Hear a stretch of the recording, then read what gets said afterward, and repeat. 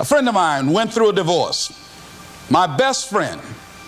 He had a wife that did not love him as much as he loved her. It was his first real true love. He was a very religious man. Did not believe in divorce. He made a mistake. And he paid for his mistake with a lot of pain, a lot of tears. And there came to a point where he knew he should have gotten a divorce. But he was stuck.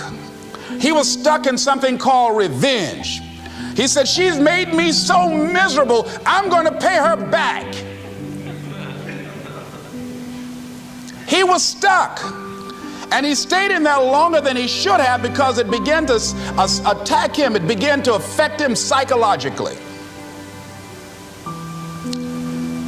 And as a result of that, when he eventually did get a divorce, he took that same attitude to other relationships, looking for something to go wrong. He was burned so badly, he did not want to risk pain again. He was going in relationships trying to avoid pain. When it became too close, he would do something to make sure the relationship did not work. He would always try and find something wrong with the person because there are no perfect people. So if you look for it, you can find it. He was stuck in revenge. Sometimes we have to ask ourselves, what's using my life? Heard a guy give a lecture one time that says, we are today what we were when. And he was talking about the fact that we, to a great extent, behave, think, react because of some previous experience that we've had. One of the things that we know about life is that it is always changing. Sometimes you're up, sometimes you're down. Sometimes things go real well, and sometimes they don't. Sometimes you're happy, and sometimes you're sad. Now that's that thing called life. And when we begin to understand and know that, accepting that reality that we will never ever have things just on an even keel all the time, that you're going to have some ups and you're going to have some downs, but during those down moments, that's where the growth takes place.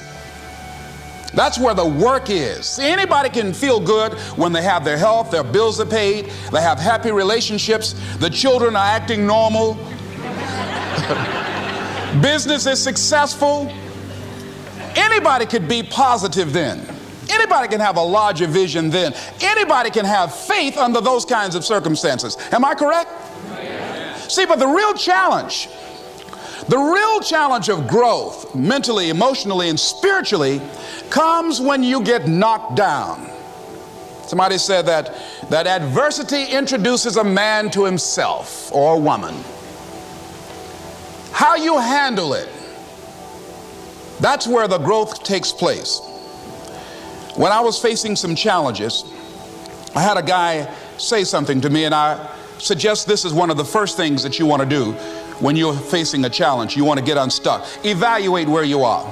Look at it. Assess yourself. Assess yourself and assess the situation. What brought you there? What role did you play? Earl Nightingale had a saying I like. He said, all of us are self-made, but only the successful will admit it.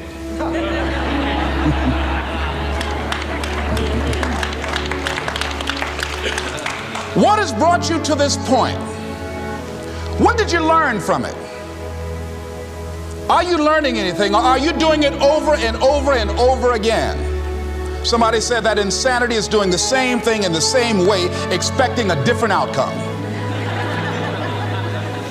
Are you going through it, or are you growing through it? Are you bigger and better because of it? Because it's not going to leave you until you grow through it. I was going through a major challenge in my life that was wearing me out, that was using me. And one of my students told me in a class that I was teaching, Lessons in Truth, she said, Les, until you handle it with grace, it will stay in your face. And it stayed there a long time. Now I want you to think about, in your mind right now, think about some particular event or act in your life that you feel very bad about, that you really regret that took place. If you had to do over again, you would do it differently.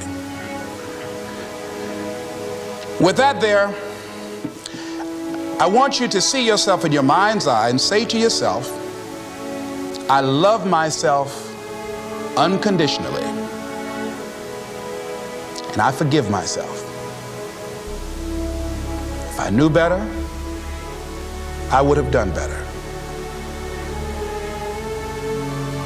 I want you to think about somebody that caused you some pain, caused you some disappointment, somebody that you don't like.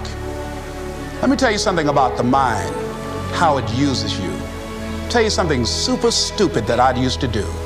Do you know for years I hated my mother and my father, whoever they were, because they gave me away as I thought at that point in time? And guess what? I didn't have any faces for the hatred because I never saw either one of them. And I said, I hate them for that. And then once I forgave them and said, it's okay, had they not given me away, I would have never been blessed to have the mother that I have, who to me is the greatest mother in the world. So the universe unfolds as it should.